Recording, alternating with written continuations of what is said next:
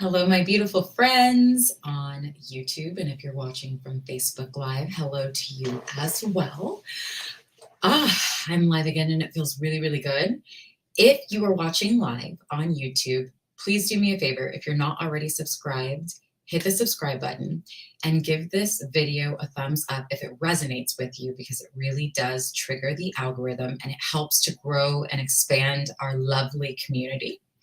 So that is my ask of you. And then also, if you are really into content surrounding conscious parenting or motherhood and the journey that is, there is a gift in the description box for you. So it is like 75% off one of my best-selling masterclasses, which is called Visionaries.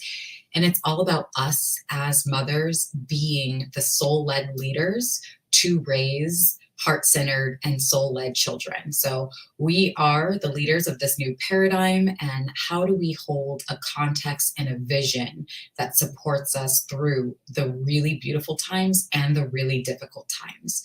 That is the experience that is inside of my Visionaries Masterclass. So if that sounds like a heck yes to you, you can get that by clicking the link in my description box below. And what's also great is once you are on that email list, I'm going to be like offering gifts quite regularly to this particular community.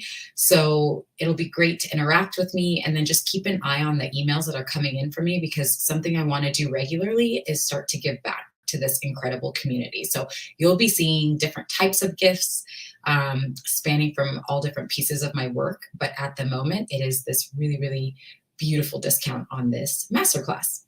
All right. So today, what I want to talk to you guys about is planning birthdays for kiddos. And it kind of seems like a random topic, but there were some beautiful lessons that have transpired for me in this. As my oldest, Kai, he's turning 6 this weekend, you guys. If you're watching me on YouTube, I know some of you guys have been with me literally since he was a teeny one, like in the tummy time video. So it's wild. Here we are 6 years later. But this is the first real birthday party that Kai has had. We've done a couple of mini parties at the house with family and my friends or Mike's friends, but he's 5 and he's in kindergarten. So he's developed his own relationships with kids at school and in the neighborhood. And he has like this strong say in his desire for his birthday and how he wants to celebrate. So it's the first time that we've been able to do this. Obviously, like the past couple of years have been nutso. And I've had like a lot of emotions come up around it, because there's a part of me that's like, I want to give this kid the world for his birthday. Like, he has been so flexible. He has been so adaptable these past couple of years. Like, he has ridden through some stuff that none of us would ever wish on any child. And yet, like, to see him develop in the way that he has and just be the beam of light that he is to me and our family and the world, it's like, I'm so excited to celebrate.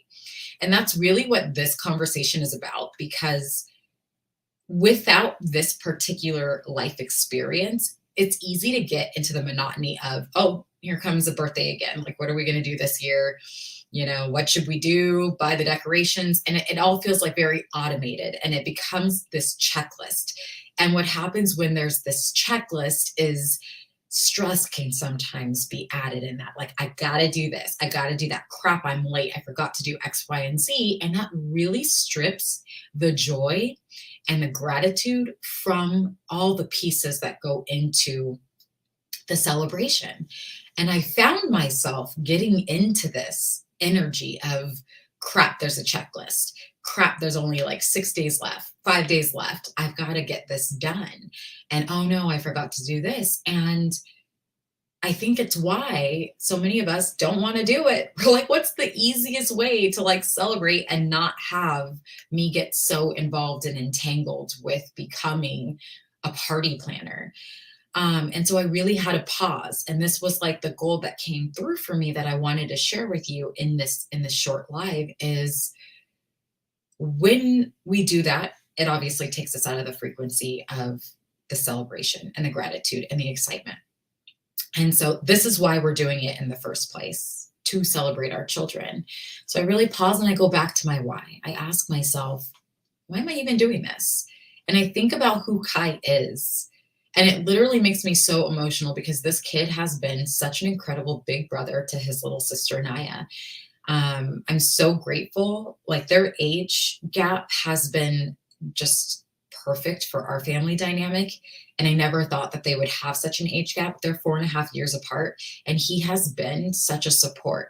He's learned this term called accommodito. And I first learned of this term from a really beautiful parenting book called Hunt, Gather, Parent. And it's really about everyone contributing to the collective.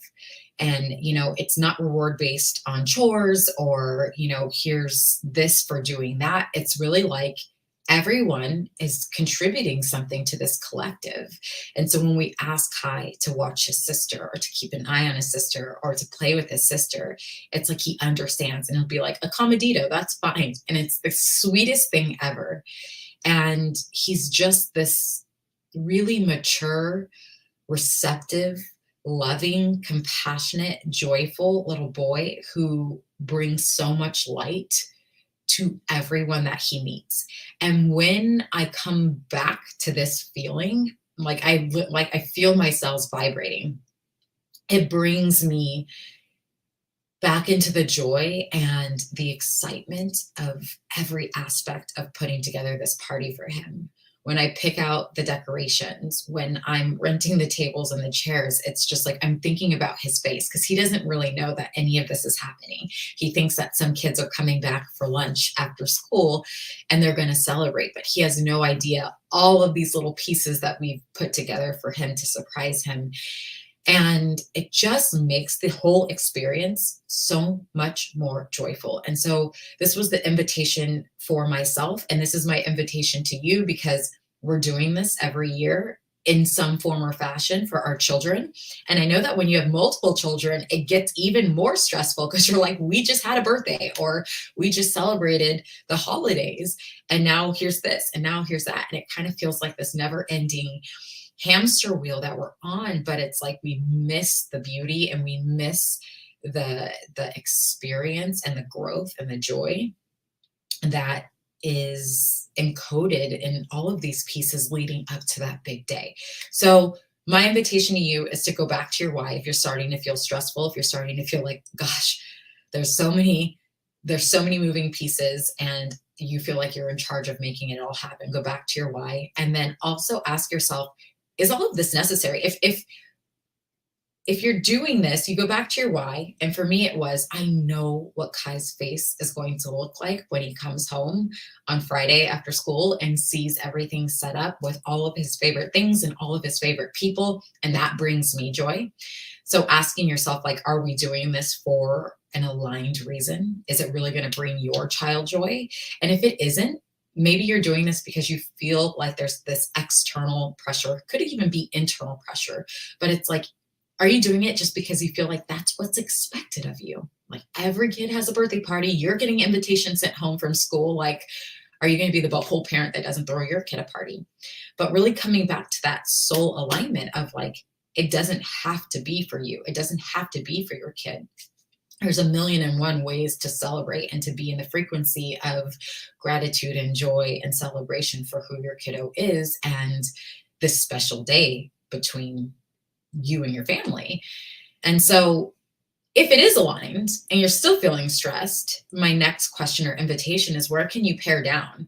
Because I think sometimes we get wrapped up in this cyclone of like, okay, we've got one main thing happening for a birthday party and celebration, but here's the decorations and here's the party favors and oh, what about this snack? And what if we just add this over here? And then it turns into this like huge thing that was never the intention. It was supposed to be simple or it was supposed to be minimalistic because that's what you and your kiddo ultimately desired or that's what really mattered. And then we started adding all these other things. So the invitation then is, if it's feeling stressful, but the celebration feels aligned, where can we pare down and have this be a little bit more simple, a little bit more minimalistic, because it's not about all the hoopla, right? So coming back to that intention. And then finally, what I find to be like a jolt of just ooh, this feels really good, and excitement and joy, is asking yourself, where can you bring something that truly lights you up and brings you joy and is meaningful to you as the parent? Where can you infuse that within the celebration? So maybe it's a handwritten letter, maybe it's a meaningful meal, maybe it's a piece of art because you're an artist. For me, something that I did for the first 3 years of Kai's life, and I've done the first year in Naya's life, is I've created a video, a celebration video that has the like highlight moments from that year. And I've edited it. And if you're on YouTube, you've probably seen some of these videos.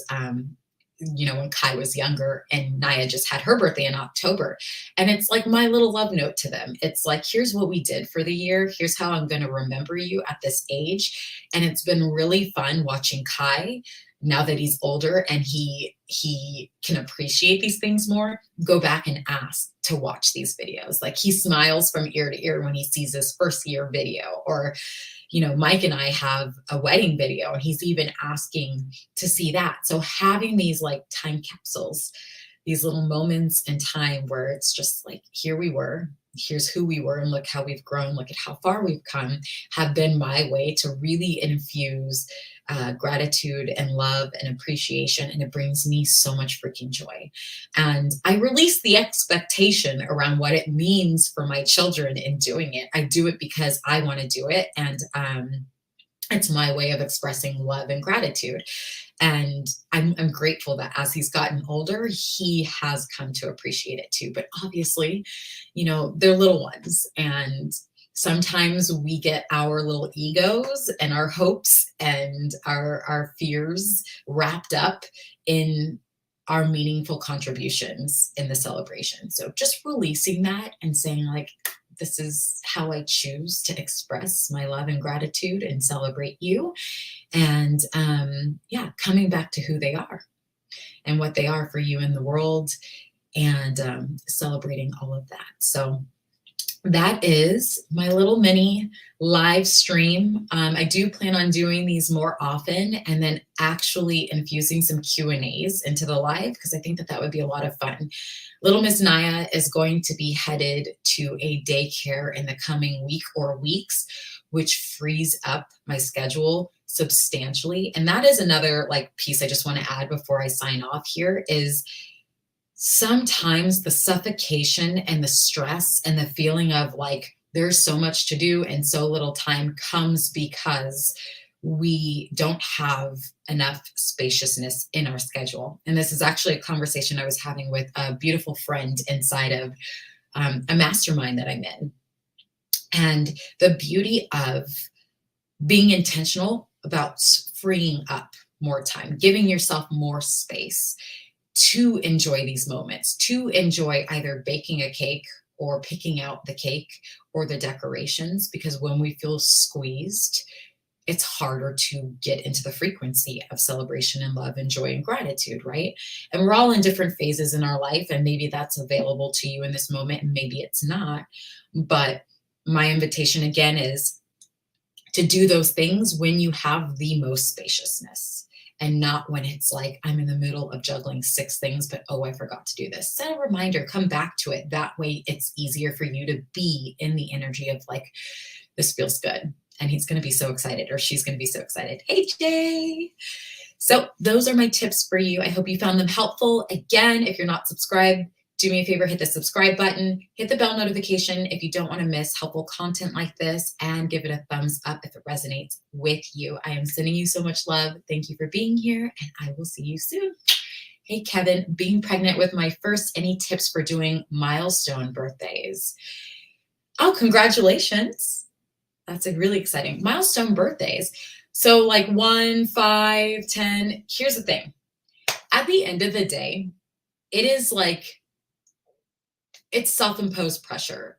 Every birthday is really special. There's nothing any more special about the first versus the second versus the 10th or the 20th. It's something that we arbitrarily put pressure on ourselves to go bigger for. And so that's why, a lot of this live stream was really about coming back to what's truly meaningful for you and your little. What's something that lights your little one up in the stage that they're in, and not so much making it about the milestone of first birthday, fifth birthday, 10th birthday, just really like what's happening in their life in this moment. Who are they to you? Within your family, within the world, and like celebrating them from that lens, and not the pressure of this is a quote unquote big birthday, so I have to go bigger, or I have to make this one more memorable than the next one, right? I just had a party for my 2-year old yesterday. Ah, happy belated. That's so awesome. I hope you enjoyed it. And yeah, it's about the memories that you're making. It's really not so much about the day. It's about the experience. It's about the memories, and it's ultimately about celebrating who your kiddo is. So keeping that at the forefront of your mind and in your heart. And I feel like it gets super simple. So that's what this is about. I love you all, and I will catch you on the next one.